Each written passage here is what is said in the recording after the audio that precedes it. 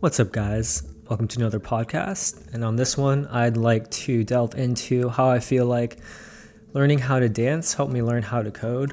And I feel like on the surface, those two seem like very different disciplines, but I'd like to examine how I think they're similar and how learning one helped me learn the other. A lot of it comes down to finding a systematic approach to learning something new, whether it's technology based or artistic based, being able to find fundamental concepts and some kind of structure around it. And coming in with a beginner's mindset, I think helped me a lot. When I was first starting to try to learn how to code, I tried to think back to when I first started learning how to dance. And for me, that was b-boying, which is probably more commonly known as breakdancing. And I think about it, if you're a bystander and you see b-boying, it's probably just like a lot of crazy acrobatic movement, but you probably can't make a lot of sense out of it. And I felt the same way when I started coding. I was like, this just looks like gibberish. I have no idea what's going on. I can't make sense of any of it. But what I think helped me was trying to go back to that beginner's mindset, which for me was when I was learning dancing, when dancing didn't make sense to me either. It was just a bunch of crazy movement and I was trying to make sense of all of it. And looking for these foundational conceptual pieces that are easier to absorb and learn from. So for dancing, for example, there's top rock, where you're dancing like on your feet, you're standing up. Then there's something called a go down, where you transition from standing dancing to dancing on the floor. Then there's footwork, where you're dancing on the ground and doing like footwork patterns. Then there's freezes, where you put your body in a position and you freeze like this. And then probably the most commonly known part of b-boying are power moves, which is like when you're spinning on your head, spinning on your back, very explosive, dynamic movement. But I try to look for similarities like that, like these foundational pieces or concepts within coding. And I was surprised to find they do exist. Like, for example, most programs are created in similar fashion with these parts. They're like things such as functions, function arguments, variables, data types.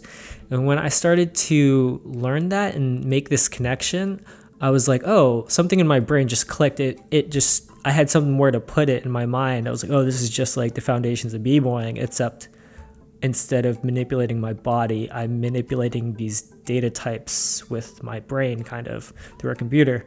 And for some reason that really helped me grasp the concepts better, and I feel like learn over time. Another thing that I tried to do is think back to when I first started dancing, which I must have been like 15. So when I was doing it as a kid, I didn't really think about how I was doing it, but I was older. I was like 24 when I was learning how to code. So I was trying to think back in time because I was going to school full time when I was learning how to dance originally. And then I was putting in anywhere from like maybe 2 to 8 hours a week. And then over the course of maybe like a year and a half, 2 years, after that point, I felt like the muscle memory had kicked in. And I felt pretty confident in the movements and the dance form in general. So I tried to apply the same thing at 24. I was working full time and just, whenever I could find the time after work on the weekend, hour here, 3 hours there, I would just try to get it in. And after like 7 months, I was able to get a job. So that was pretty cool. I was able to apply those concepts successfully across 2 different disciplines. And really what I feel like inspired me to think of this in the first place was actually a interview by a dancer way back in 2010.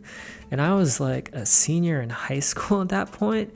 But Strife TV was like the biggest video group that documented these dance competitions. If you're a dancer, you definitely recognize that name.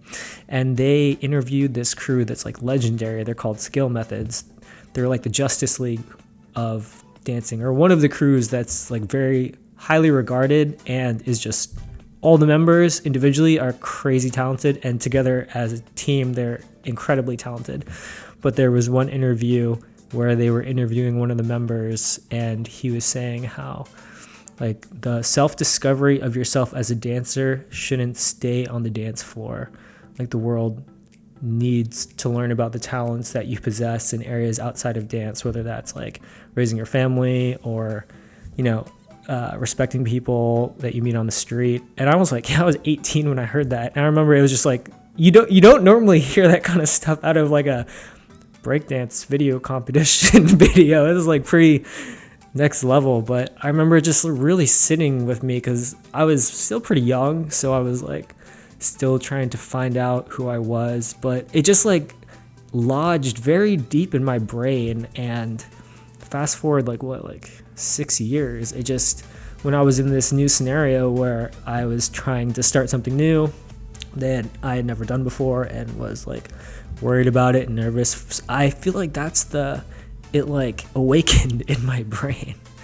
And I remembered that idea. And I feel like that's not just applicable to like dancing and coding. I feel like it's really applicable to everything in life. And I really encourage anyone who's listening to this podcast, hopefully that is a helpful story that provides some kind of value or help in some way. And it would be really cool if anyone tries to do this or has done it, comments below or reaches out to me. I'd love to hear about other ways that people have tried to take one thing that they've built confidence and skill in and apply it in a different area of their life. So with that being said, thanks for listening. I'll see you guys in the next one.